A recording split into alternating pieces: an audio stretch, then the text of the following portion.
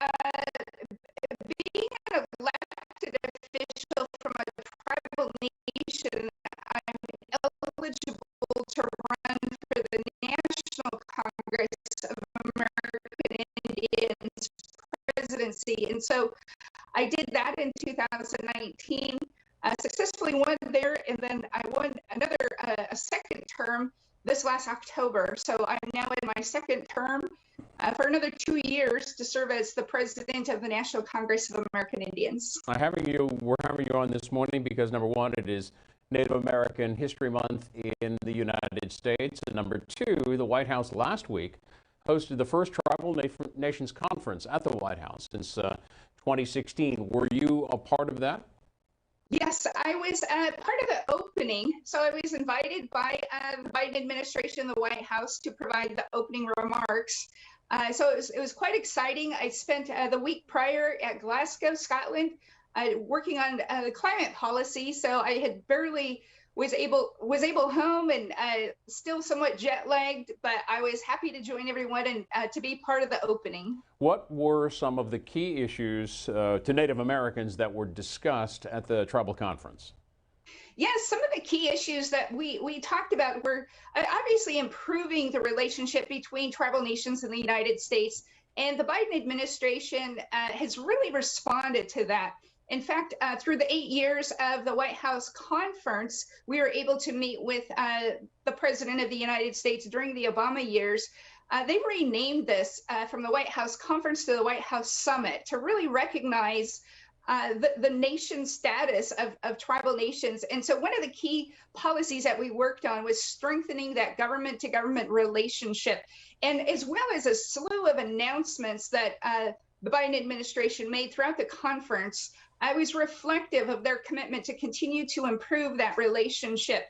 They also made some announcements around treaty rights, around recognizing our traditional ecological knowledge, in response to tribal nations' desire to ensure that our sacred sites are protected, as well as a number of other initiatives from various federal agencies that create a high-level, cabinet-level advisory group to secretaries so that tribal nations have a clear and direct path to express our views, our policies at the highest levels, not only once a year during the White House Summit, but throughout the year in working with the secretaries that President Biden has appointed. Why was it the first meeting since 2016? Why was the tribal conference not held during the Trump administration? We're not sure what the reasons were. It's not for a lack of our request. I wasn't president of NCI at the beginning of the Trump years, but I was an active member of the National Congress of American Indians, and I know we issued a number of invitations for President Trump to join us at our annual conference. Even pre-election, we invited all of the candidates, and we just he did convene the White House conference, or the White House Council. You can continue watching this program if you go to our website, cspan.org. We'll go live now to a briefing by the White House COVID-19 response team. This is live coverage on C-SPAN.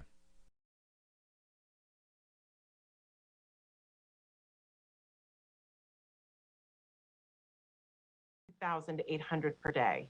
This is an 18% increase from last week's 7-day daily case average.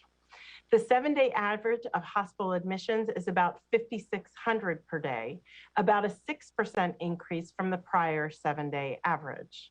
And the 7-day average daily deaths are about 1,000 per day. I want to take a moment and talk about patients, and the data critically reviewed by the advisory committee emphasize an additional point. It is especially important for older populations who may be more vulnerable to severe disease and individuals with underlying medical conditions to get boosted now.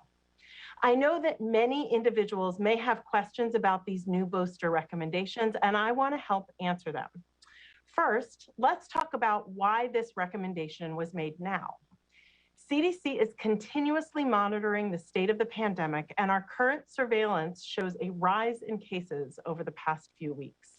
Heading into the winter months, when respiratory viruses are more likely to spread, and with plans for increased holiday season travel and gathering, boosting people's overall protection against COVID-19 disease and death was important to do now.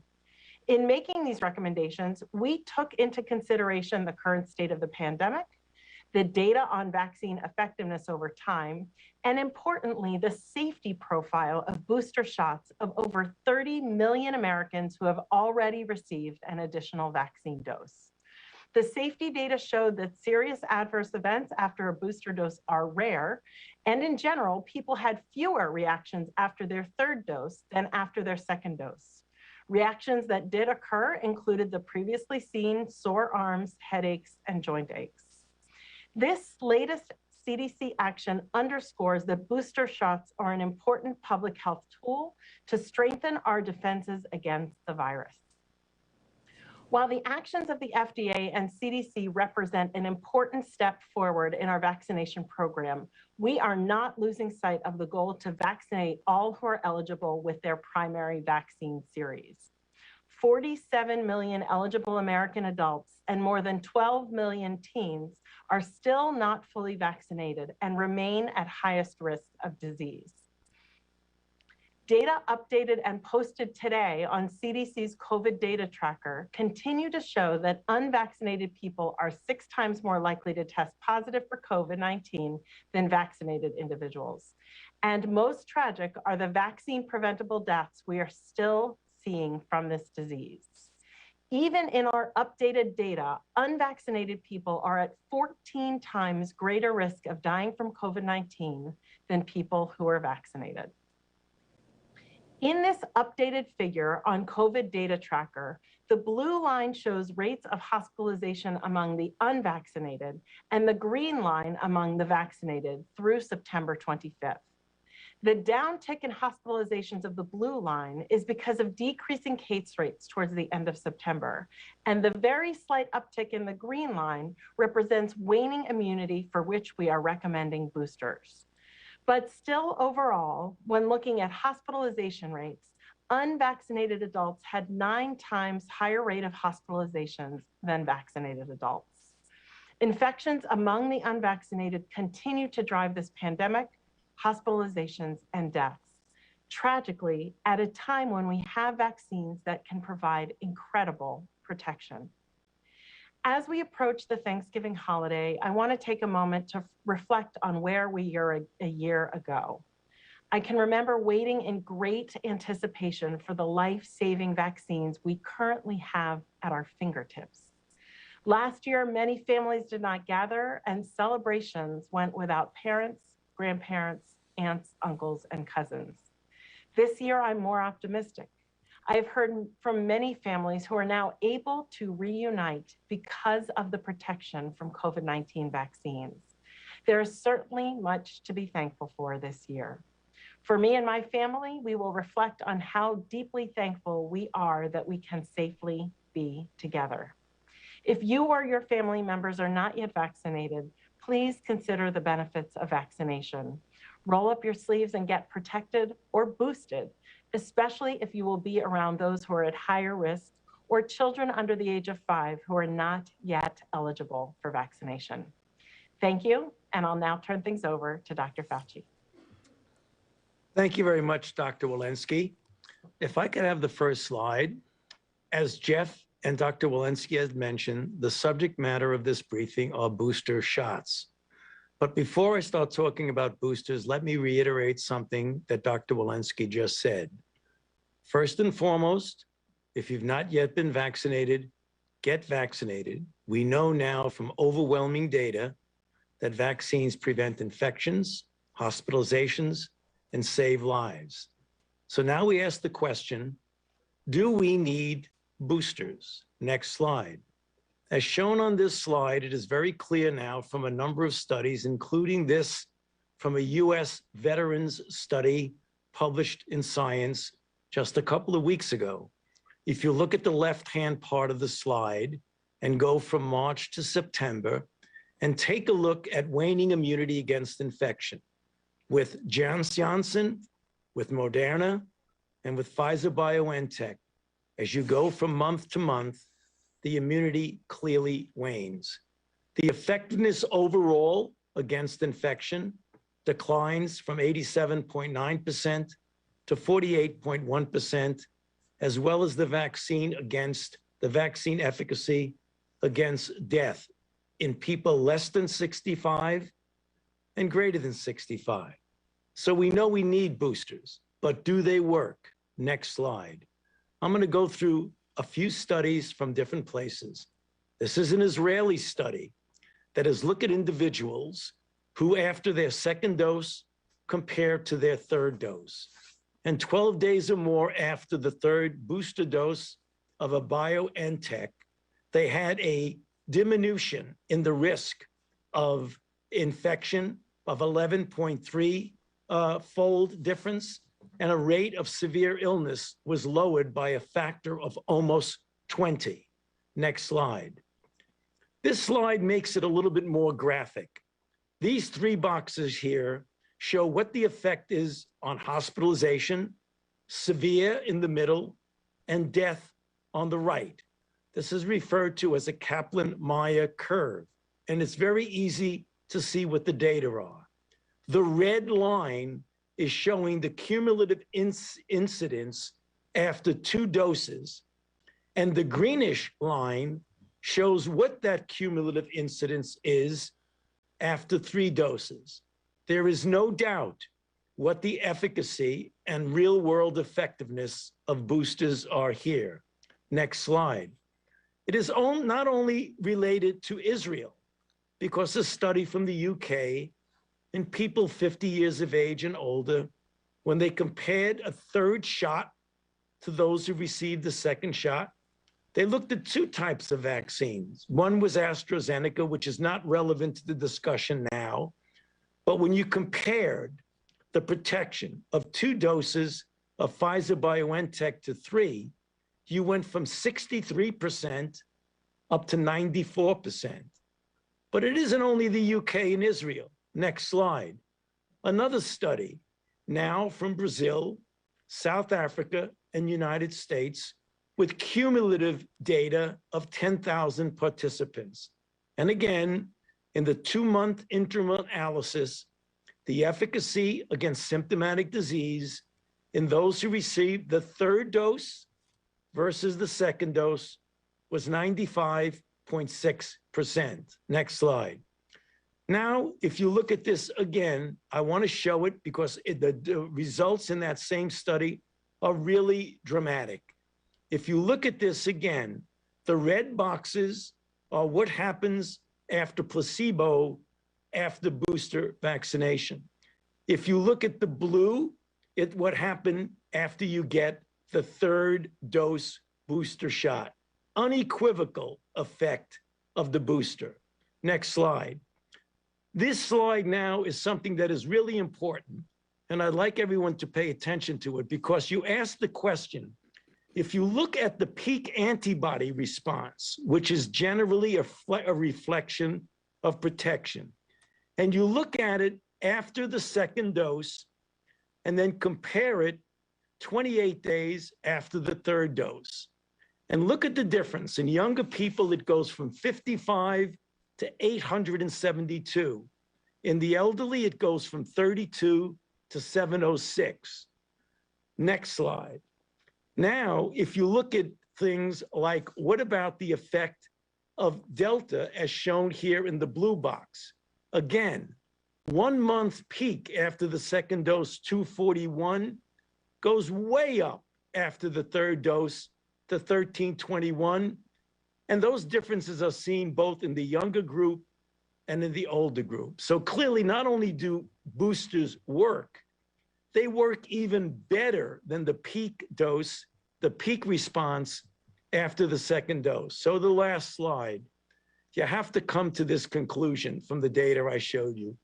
Protection from infection, disease, and death wanes significantly more than 6 months after the primary series. Data from Israel, the UK, Brazil, and now the United States show boosters significantly enhance protection. And so protect yourself, your family, and your community by getting boosted if you're already vaccinated. And as Dr. Walensky said, and I'll underscore it, please enjoy the holidays. Back to you, Jeff. Thanks, doctors. As Drs. Walensky and Fauci just said, boosters provide the highest level of protection against COVID, and everyone eligible should go get their booster shot as soon as possible. Over 135 million individuals are now eligible for a booster shot, with tens of millions more becoming eligible over the coming months. This is a major step forward in our vaccination program that will help accelerate our work to put the pandemic behind us. For months, we've been working with governors, pharmacies, community health centers, and other partners to plan for this moment. Already, the strong start to our boosters program has gotten enhanced protections to 36 million Americans, including nearly half of all eligible seniors, the most vulnerable population. And we are prepared to get boosters to all adults as they are eligible, 6 months after the second shot for Pfizer and Moderna, or 2 months after J&J. We've secured enough supply of all 3 vaccines for booster shots for every adult, as well as for the 500,000 first and second shots we continue to get into arms each and every day. Boosters are free and readily available at 80,000 locations across the country, including more than 40,000 local pharmacies. And as we've done throughout our vaccination program, we have equity at the center of our work, ensuring boosters are available in the hardest hit communities and by deploying mobile clinics to bring boosters to meet people where they are. So we are ready for more boosters and our pace will accelerate. In fact, just across Friday, Saturday, and Sunday, we got 3 million booster shots into arms, 1 million booster shots per day. And as our doctors said, the message to everyone who is eligible is clear. Don't delay, get your booster shot so you can have enhanced protection from COVID as we head into the winter. In addition to getting Americans their boosters, vaccination requirements are driving more and more people to get their first shot. As part of the President's plan to protect individuals and accelerate our path out of the pandemic, he announced in September that all federal employees would be required to be vaccinated. Ahead of tonight's deadline, the federal government has achieved 95% compliance, and 90% of the 3.5 million federal workers are already vaccinated. So we are successfully implementing vaccination requirements for the largest workforce in the United States, with federal employees in every part of the nation and around the world. For example, we have 98% compliance at the IRS, with nearly 25% of IRS employees getting vaccinated after the President announced the requirement. At the FBI, 99% compliance. And we're well set up for the holiday travel season with nearly 98% compliance at U.S. Customs and Border Protection, 93% at TSA, and 99% at the FAA. To be clear, the goal of vaccination requirements is to protect workers, not to punish them. So tonight's deadline is not an endpoint or a cliff. We continue to see more and more federal employees getting their shots. And for the small percentage of employees who have not yet complied, agencies are beginning the education and counseling process. Looking at the federal workforce vaccination data makes one thing obvious. Vaccination requirements work. They encourage more people to get vaccinated. Vaccination requirements are good for workers and the economy. They protect our communities and country, and they will accelerate our path out of the pandemic. Stepping back, there's no question that we are headed into a very different Thanksgiving compared to last year, when millions of families were unable to celebrate the holiday together. 71% of adults are now fully vaccinated, up from less than 1% when the President took office. 36 million Americans have already gotten the enhanced protection of a booster. And 95% of Americans, including kids as young as 5, are now eligible for the protection of a vaccine. This is significant progress, and it's thanks to the American people rolling up their sleeves, heroic efforts by healthcare workers, public health officials, and others across the country to get people vaccinated and answer questions, and the President's whole of government effort to get shots in arms and protect people from the virus. Let me close by underscoring that continued progress requires everyone doing their part. So if you're unvaccinated or eligible for a booster, please go get your shot. It's safe and effective, it's free and easy, and it will help all of us stay safe this winter. With that, let's open it up for questions. Kevin? Thanks, Jeff. We have time for a few questions. Please keep your questions to one question. First, let's go to Meg Tyrell at CNBC. Well, thanks so much. I'm wondering, as we're heading into Thanksgiving, a lot of people are looking at rapid tests as a potential extra layer of protection. Do you recommend them as an extra layer, in addition to vaccination and other measures? And also, maybe, Jeff, how are you looking at the availability of them right now, and is it sort of stacking up with what you expect? Dr. Walensky?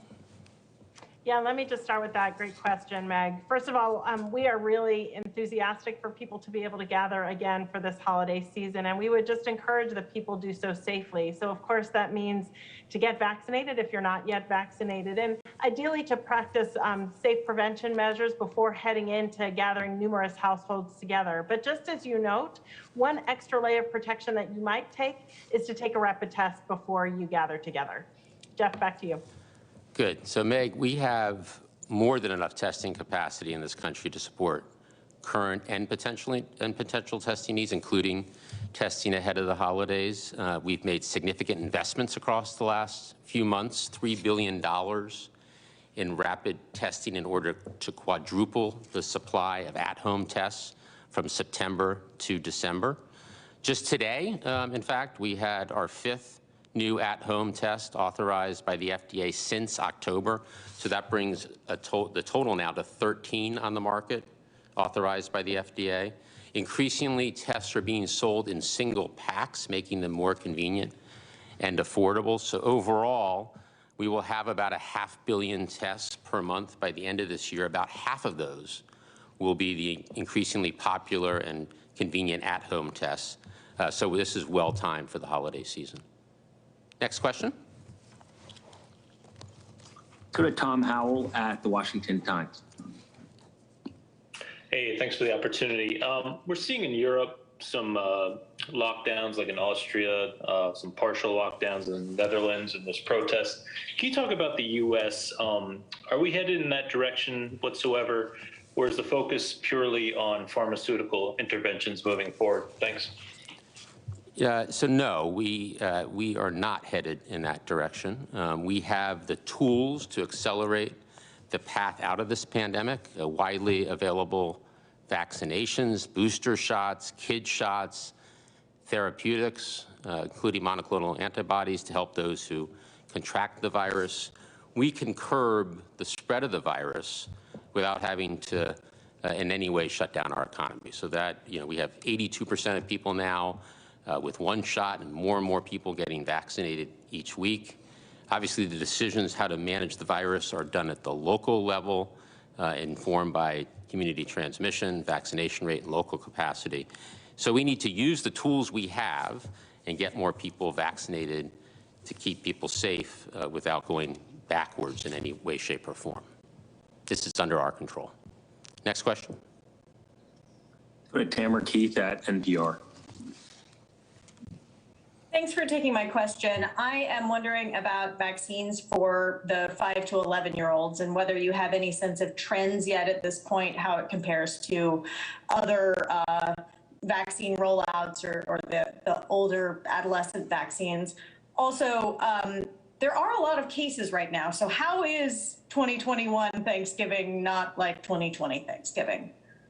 Why don't I take the first one? I mean, the vaccination for the 5 to 11-year-olds, as you know, started a few weeks ago and is really accelerating.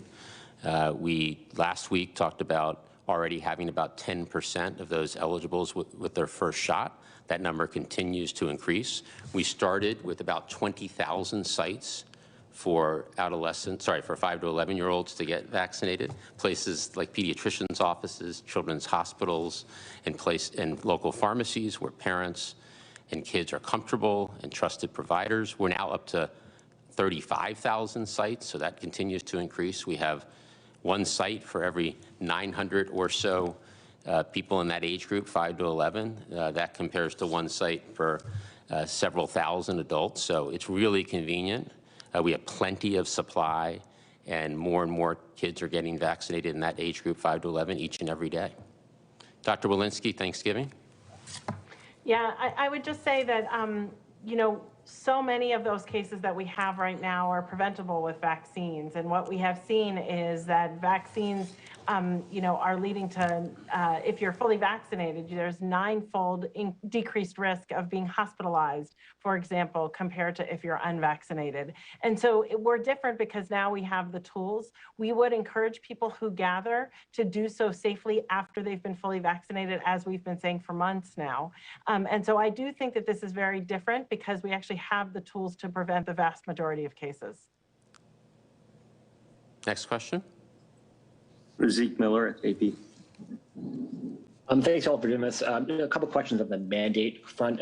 Jeff, I was hoping you might be able to help us parse the share of the federal workforce that is actually vaccinated versus those that have requested exemptions. So what is the actual vaccine uptake there? And then secondarily, what's the vaccine uptake at the White House now that you have that data? And then finally, over the weekend, Secretary of Transportation Pete Buttigieg suggested that the domestic vaccine mandate for domestic travel was off the table. Is that the case? Is it no longer under consideration, and why not? Okay, Zeke, that's quite a few. Let me see if I can go one by one. As I said, 95% of federal workers are in compliance, and 90% are already vaccinated. And this is continuing to build. The deadline is this evening, and even once the deadline passes, as we've talked about, it's not a cliff, it's not an endpoint. We'll continue to work with people, answer their questions, provide counseling and education, and get more and more people vaccinated. The full agency by agency report will come out this Wednesday. As to the Executive Office of the President, which I believe was your second question, we've already reached 99% of employees vaccinated. So 99% vaccinated in the Executive Office of the President. The message today, I think, is quite obvious, and that's that vaccination requirements work. They're implementable without disruptions, and they boost dramatically vaccination rates, and we encourage organizations around the country to adopt similar measures to keep their workers safe. Next question, Kevin. Go to Peter Sullivan at The Hill. Hi, thanks. Some experts have been calling on the administration to use the Defense Production Act or similar authority to force Moderna in particular to share its technology abroad to help boost global vaccine supply. Dr.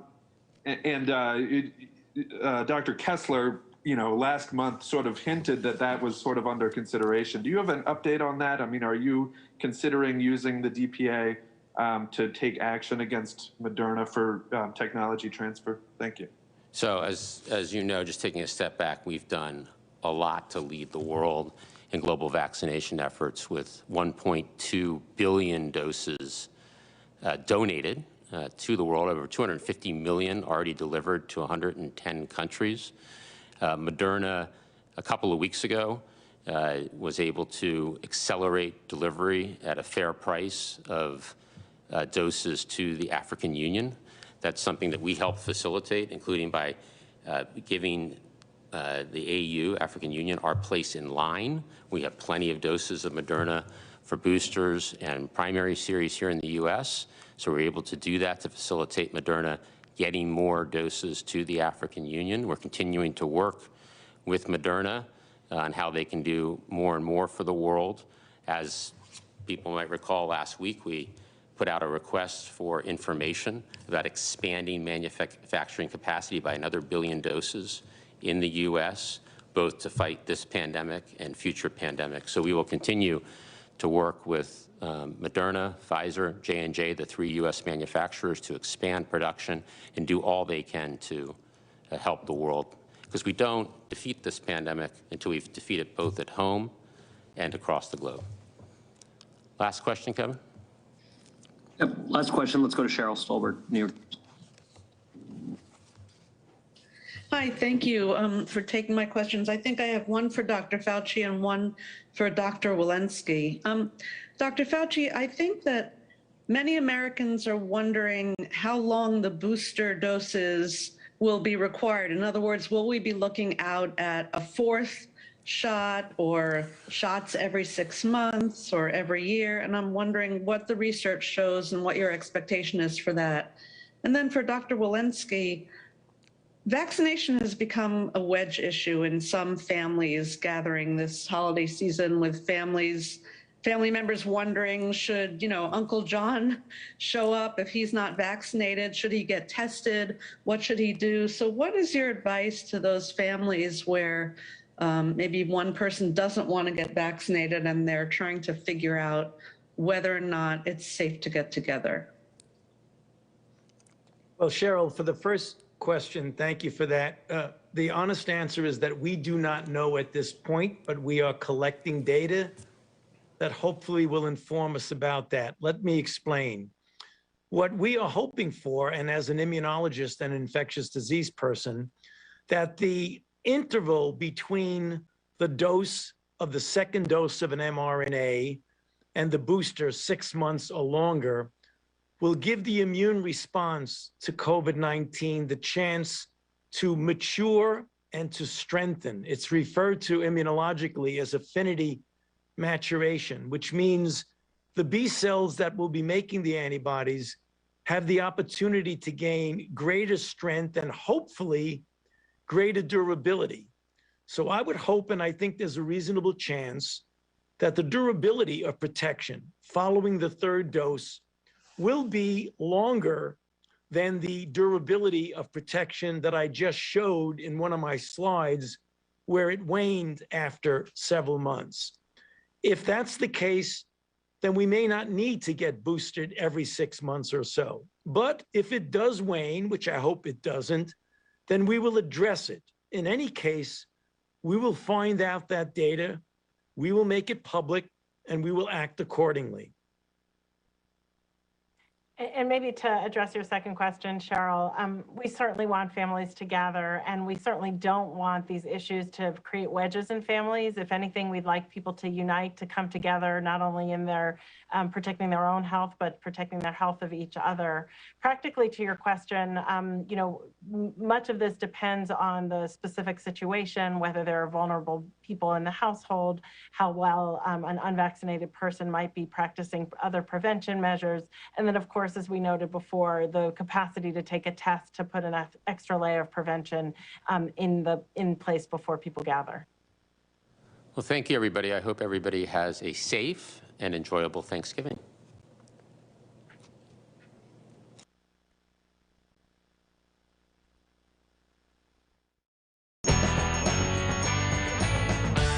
You can be a part of the national conversation by participating in C-SPAN's Student Can video competition. Your opinion matters. So if you're a middle or high school student, we're asking you to create a 5 to 6 minute documentary that answers the question, how does the federal government impact your life? Your documentary must show supporting and opposing points of view on a federal policy or program that affects you or your community using C-SPAN video clips, which are easy to find and access at cspan.org. C-SPAN Student Can competition awards $100,000 in total cash prizes, and you have a shot at winning the grand prize of $5,000. Entries must be received before January 20th, 2022. For competition rules, tips, or just how to get started, visit our website at studentcam.org. President Biden announced his choice of Jerome Powell to serve another term as chair of the Federal Reserve and Lael Brainerd to serve as vice chair. Here's a look at the president's remarks.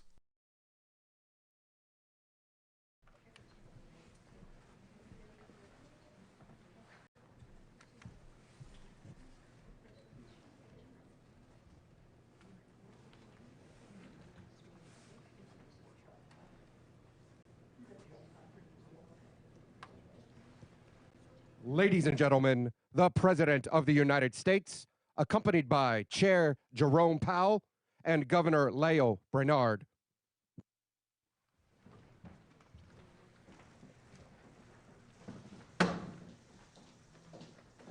Good afternoon. Please sit down.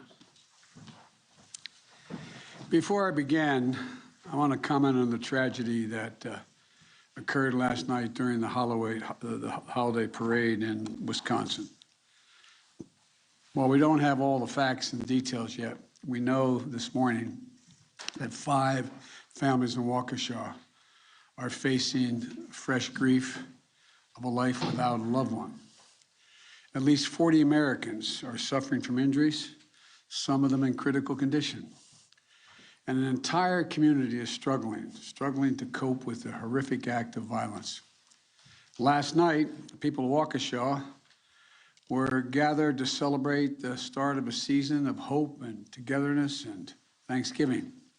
This morning, Jill and I and the entire Biden family, and I'm sure all of us, pray that that same spirit's going to embrace and lift up all the victims of this tragedy, bringing comfort to those recovering from the injuries, and wrapping the families of those who died in the support of their community.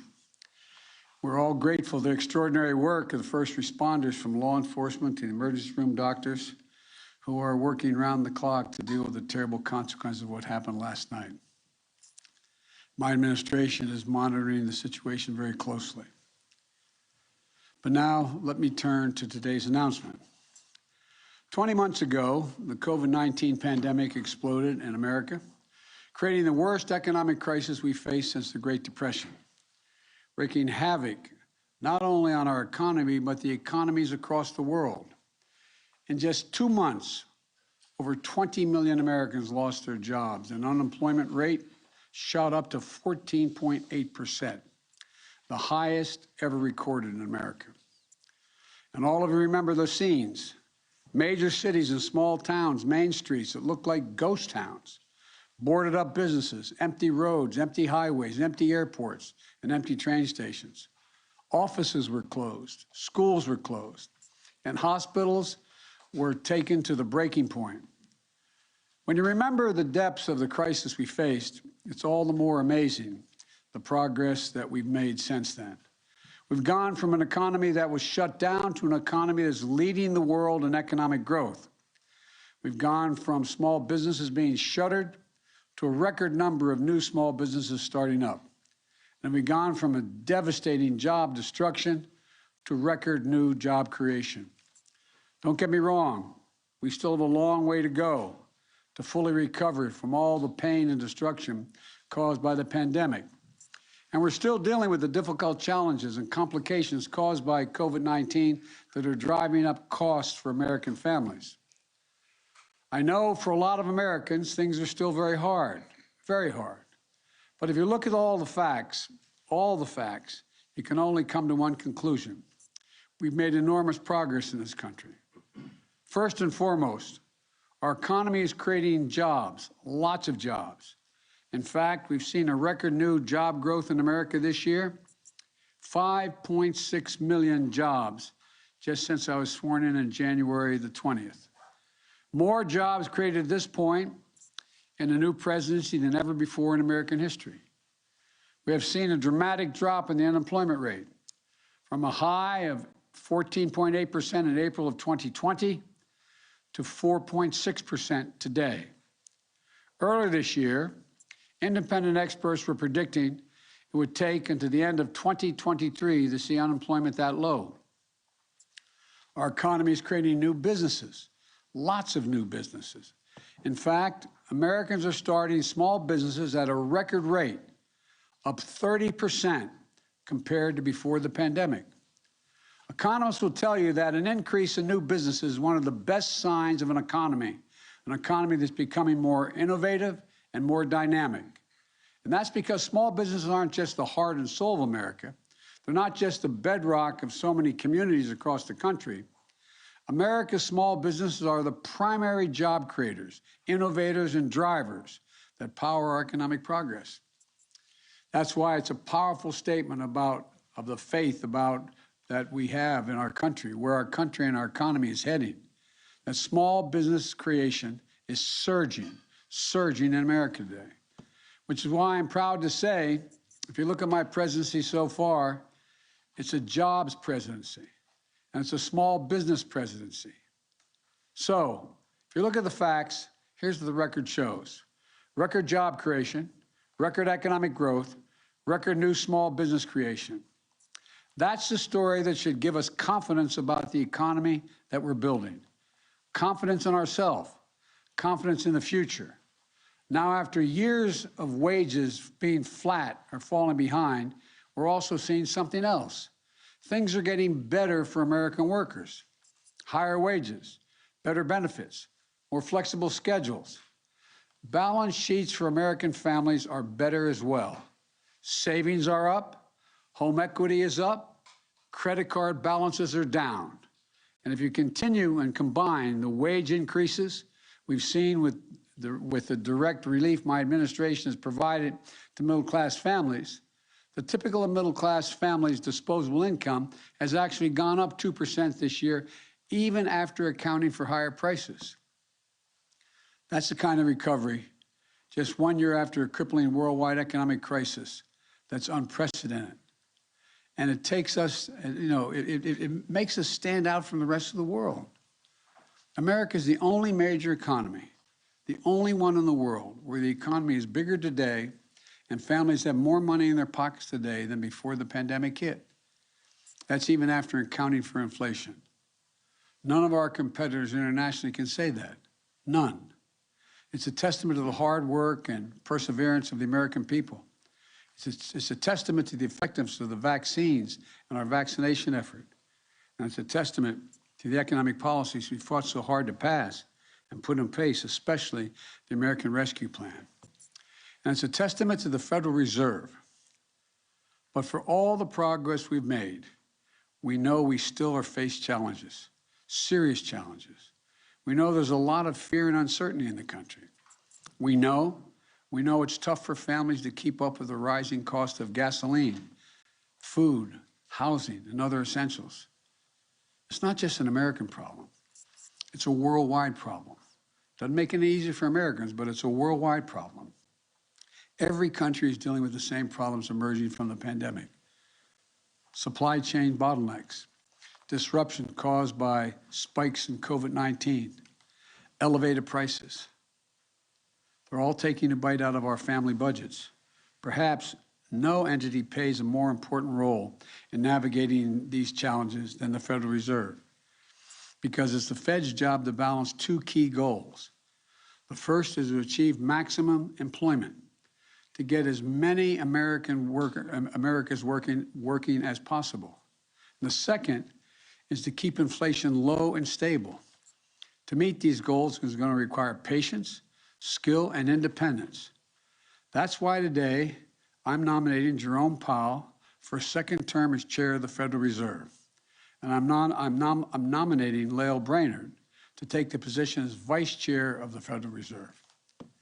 When our country was hemorrhaging jobs last year and there was panic in our financial markets, Jay's steady and decisive leadership helped to stabilize markets and put our economy on track to a robust recovery. Jay is a believer in the benefits of what economists call maximum employment. That's an economy where companies have to compete to attract workers instead of workers competing with each other for jobs, where American workers get steady wage increases after decades of stagnation, and where the benefits of economic growth are broadly shared by everyone in the country, not just concentrated for those at the top. Jay said it well last month, and I'm going to quote him. He said, and I quote, "An economy is healthier and stronger when as many people as possible are able to work. If entrenched inequities prevent some Americans from participating fully in our labor markets, not only will they be held back from opportunities, but the economy overall will not realize its potential. And those who have historically been left behind stand the best chance of prospering in a strong economy with plentiful job opportunities," end of quote. As chair, Jay undertook a landmark review to reinforce the Federal Reserve's mission toward delivering full employment. We're making strong progress toward that goal now. And I believe Jay is the right person to see us through and finish that effort, while also addressing the threat of inflation that it poses to our families and to our economy. Jay and I have had a chance to discuss his views on priorities for the Federal Reserve in the years ahead. He's made clear to me a top priority will be to accelerate the Fed's effort to address and mitigate the risk that climate change poses to our financial system and our economy. Extreme weather has cost our economy over $600 billion over the last 10 years. We have to make sure our financial system can withstand climate change and is prepared to transition to clean energy. The Fed must be a leader among central banks globally in addressing climate-related financial risks. He's also underscored the importance of the Fed taking a more proactive role in the months and years ahead in making sure that our financial regulations are staying ahead of emerging risks, be they from innovations in cryptocurrency or the practice of less regulated non-bank financial institutions.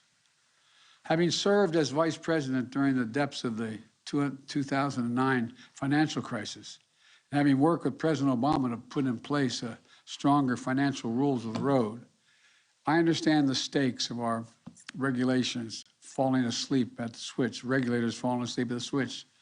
Jay, along with the other members of the Fed board that I will nominate, must ensure that we never again expose our economy and American families to those kinds of risks. I respect Jay's independence, and I also trust that he will follow through on his commitment to prioritize these issues with the skill that he has shown in his service to date.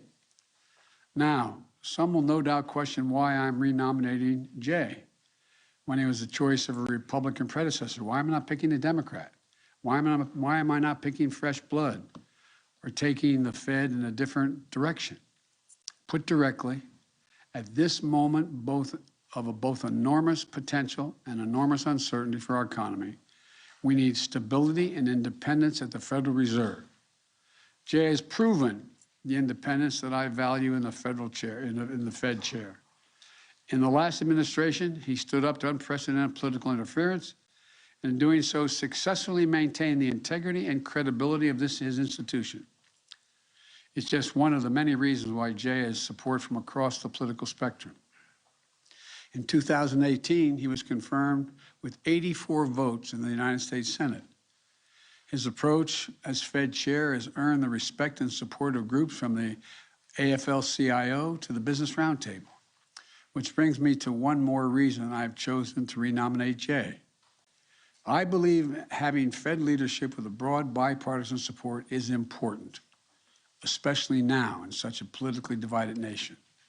I believe we need to do everything we can to take the bitter partisanship of today's politics out of something as important as the independence and credibility of the Federal Reserve. This is vital to maintaining public trust in an independent institution like the Federal Reserve. And that is why I'm so proud as well to nominate Dr. Lael Brainerd, to serve as vice chair of the Federal Reserve. By promoting Lael today to vice chair, I'm elevating one of the country's most qualified and dedicated public servants. She's one of the nation's leading macroeconomists. She spent years at the Treasury Department representing American capitals around the world on international economic issues. And she spent nearly the last decade as a member of the Fed, most recently working side by side with Jay as the Fed navigated historic economic and financial crises and reaffirmed its commitment to a full employment economy. Throughout her time at the Fed, Lael has also been a steadfast voice for tough rules to protect the pensions and savings of the American people. She's led the Fed's efforts to make sure the banking system serves everyone in the communities they serve, so that regardless of where you live or your background, every American can have access to credit they need to start a business, buy a home, and just have a fair chance in life. She's done pioneering work on how the Fed should account for the emerging risk of climate change to our financial system. And like Jay, her expertise and leadership have earned her the respect and support of Republicans and Democrats alike. I'm proud to nominate her to the vital role of Vice Chair of the Federal Reserve. Beyond Jay and Lael, I look forward in the coming weeks to nominating additional members of the Federal Reserve Board of Governors, including a new Vice Chair for Supervision. These individuals will help safeguard our financial system, and alongside Jay and Lael's leadership, help to support and continue this historic economic recovery. While Jay and Lael bring continuity and stability to the Fed, my additions will bring new perspectives and new voices.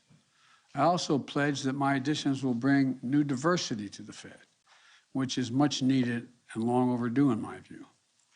Last year, the pandemic shut down much of the global economy. Now there's a worldwide reawakening, and it's creating both an incredible opportunities and tough challenges. As economies all across the world come back from this pandemic, America's leading the way.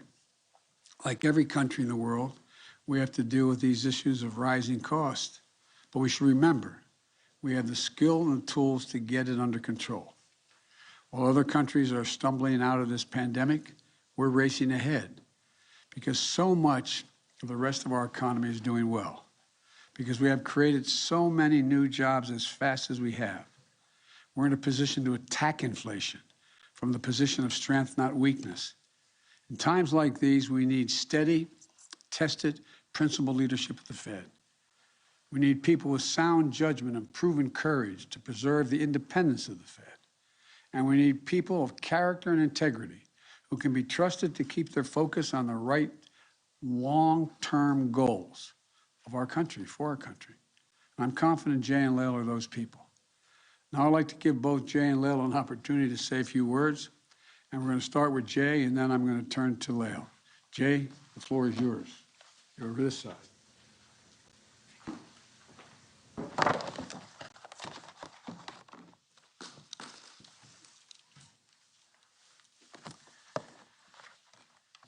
Mr. President, thank you for this extraordinary opportunity to continue to serve the American people.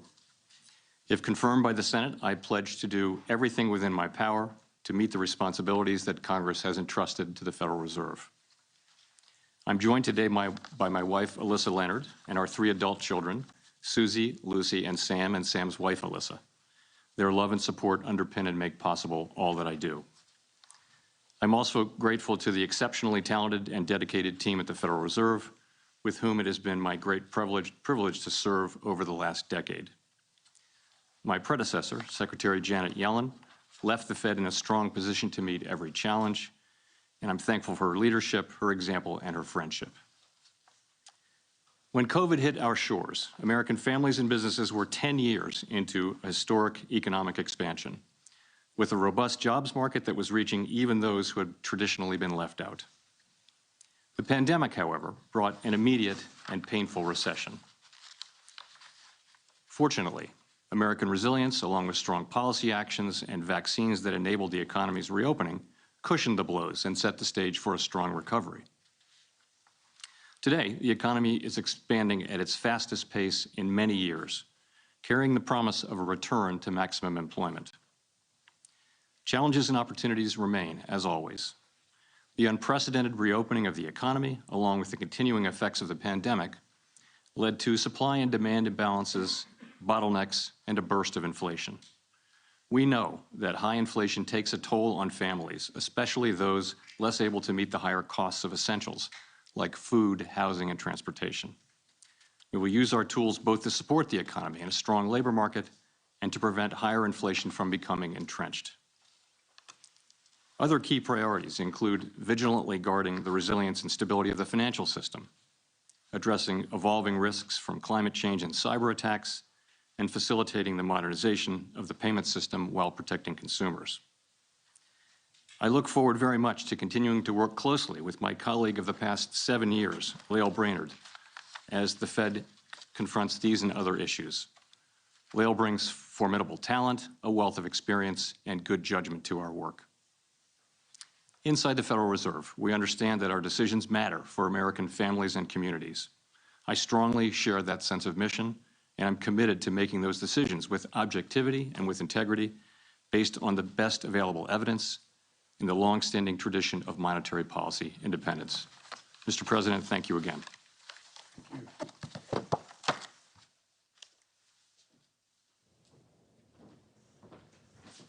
Now I'd like to give the floor to Dr. Brandon.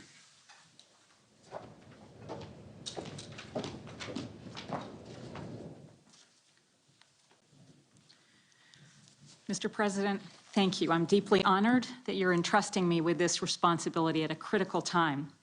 I'm committed to putting working Americans at the center of my work at the Federal Reserve. This means getting inflation down at a time when people are focused on their jobs and how far their paychecks will go. It means supporting a growing economy that includes everyone. It means ensuring that financial markets are thriving and resilient, and the economy is sustainable for future generations. It means serving all Americans in every community across the country and ensuring the Federal Reserve reflects the diversity of the communities we serve.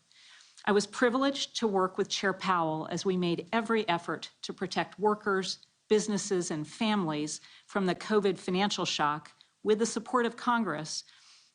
And I look forward to working with him in the months and years ahead to build a durable recovery. I also want to thank Secretary Yellen, with whom I've also been privileged to work. I'm grateful to the many people who've supported my efforts. As a working mom, I'm especially grateful for the love and support of my 3 dynamic daughters, Kaylin, Kira, and Coco, who took the afternoon off from school, my deeply devoted husband, Kurt, Aunt Vivian, my sisters, and my amazing mother, Joanne, who's here with me today. I'm confident that by working together, we will see a strong recovery for all Americans. Thank you. Thank you. Well, folks, that's it. Hope you have a happy Thanksgiving. I thank the families of the 2 nominees for being willing to support their work and what they have to do. It's going to be a long hours, as you already know, long efforts, and I thank the families. Thank you all. Was your decision influenced by inflation, Mr. President? Okay, press, let's move. Thanks, brother.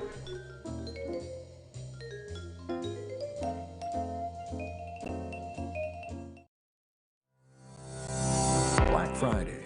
The sale you've been waiting for starts this Friday at cspanshop.org, C-SPAN's online store.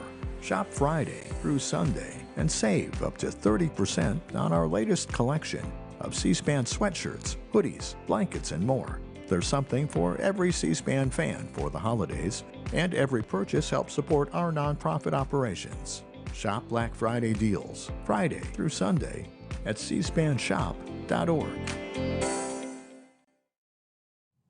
Senator Tim Scott talked about the importance of financial literacy and credit during an event hosted by Axios.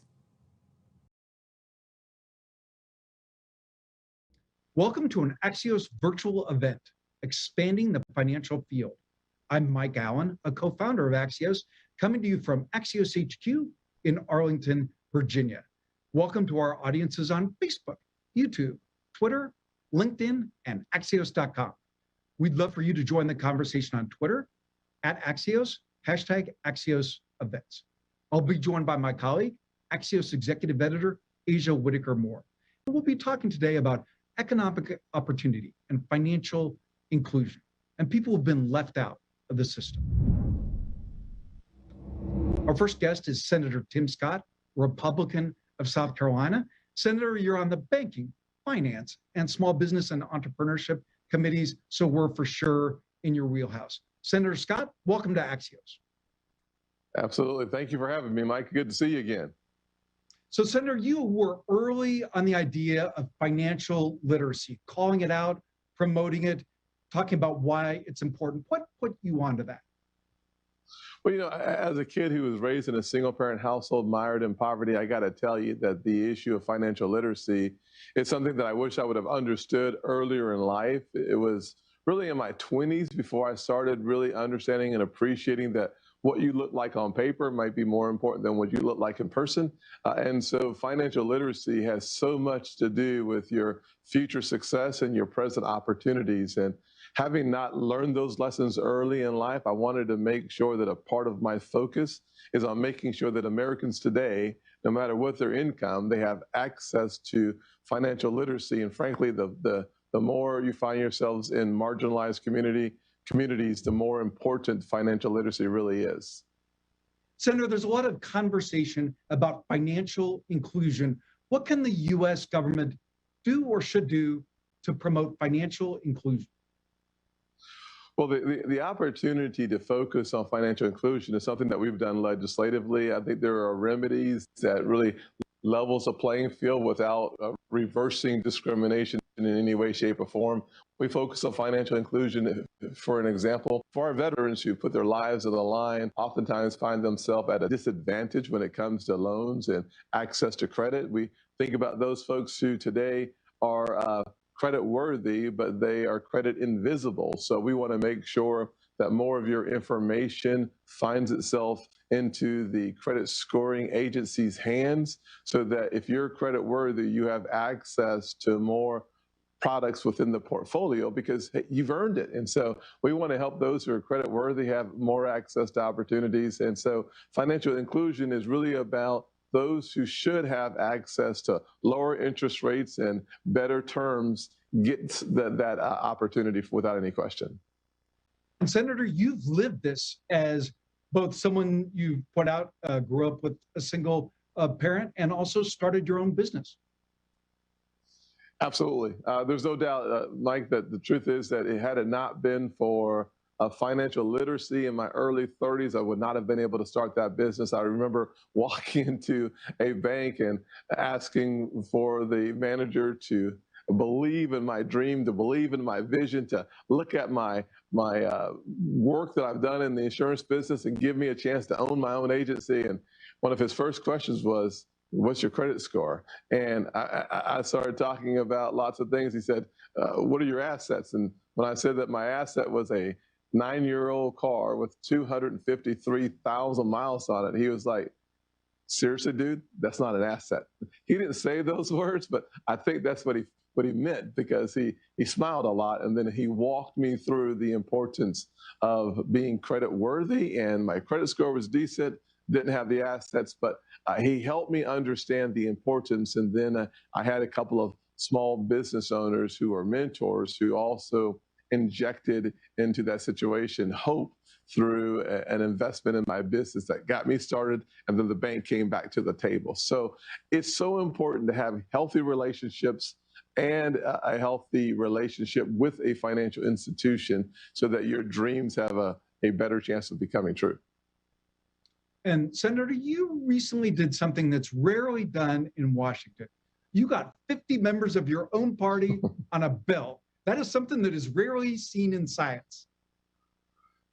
Yes, working on behalf of everyday folks, you think about the 3 letters you never want to see in your mailbox, it's the IRS. And having more letters delivered to more mailboxes because of the new reporting requirements coming from the IRS to your financial institutions, I wanted to preemptively make that an impossibility, getting 50 Republicans on in about 24 hours, and then talking to a few of my colleagues on the other side, we were able to get that part of this taxing and spending bill out of it, and that was really good news. I hope it stays out. It also sends a negative message to 7 million unbanked Americans who would be in fear that getting involved in the financial institutions of this country makes you more likely to be audited. That is a scary proposition and something that would actually reduce our reliance on our banking system. And so eliminating that with all 50 Republicans and a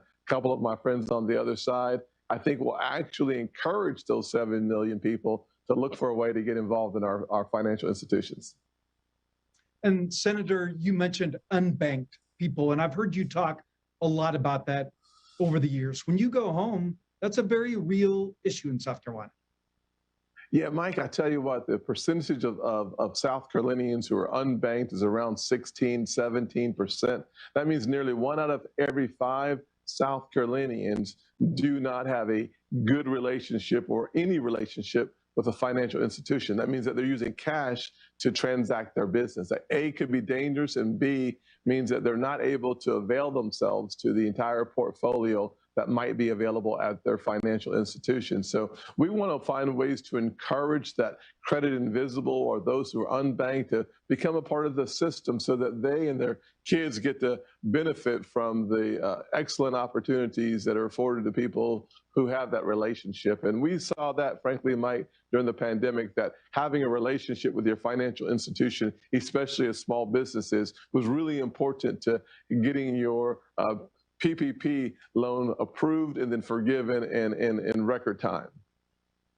And Senator, I think there's a lot of people, including maybe some of our guests today, who don't realize that there are Americans who are basically excluded from the global financial system. But that's something that you're very familiar with. I have lived that reality of being outside of the financial systems for probably half of my life almost.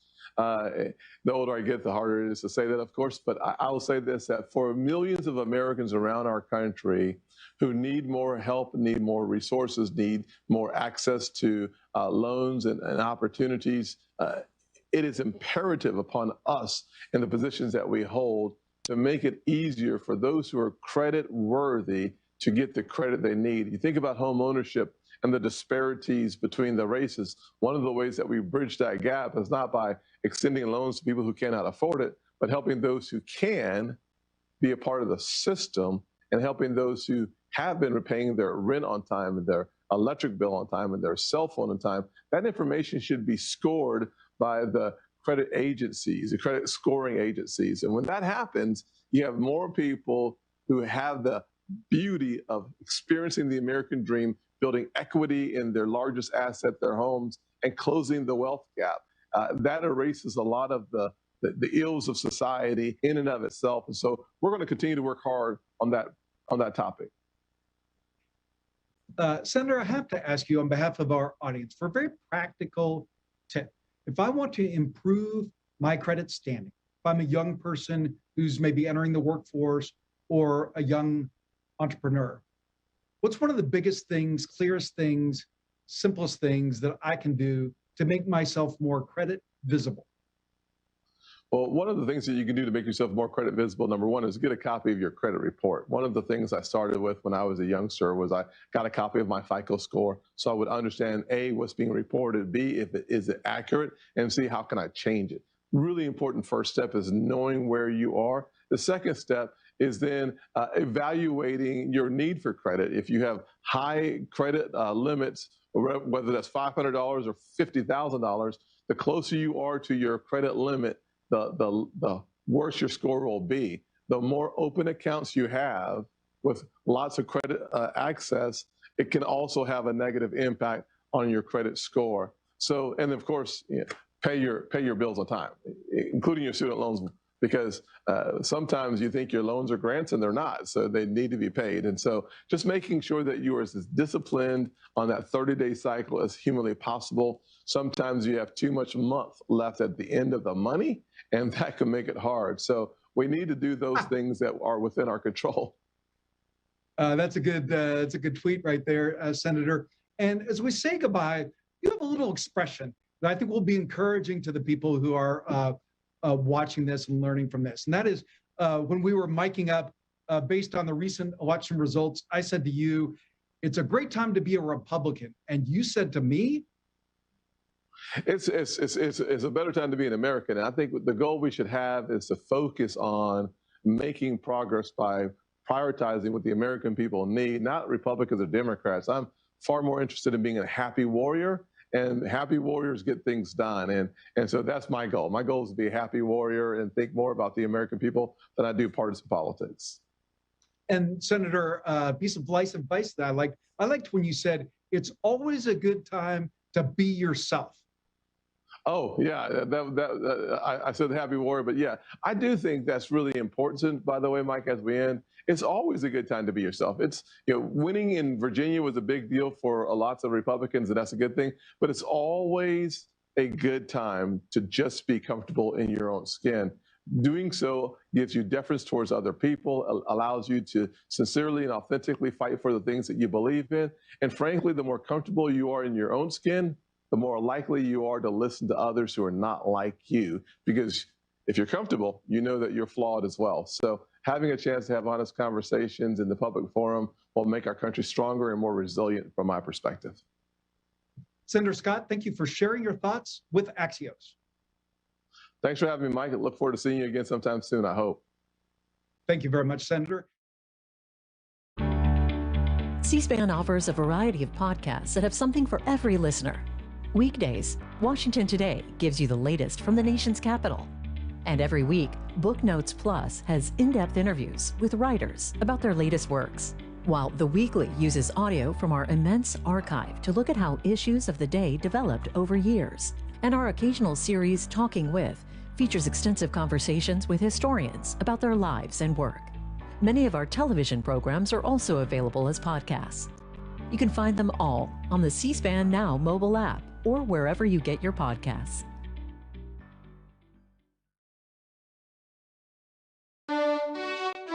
C-SPAN's Washington Journal. Every day, we're taking your calls live on the air on the news of the day, and we'll discuss policy issues that impact you. Coming up Tuesday morning, a discussion on President Biden's economic agenda and next year's midterm elections with Naveen Nayak, president of the Center for American Progress Action Fund. Then Kevin Kuhlman, vice president of the National Federation of Independent Business, on the impact of Biden administration policies on small businesses.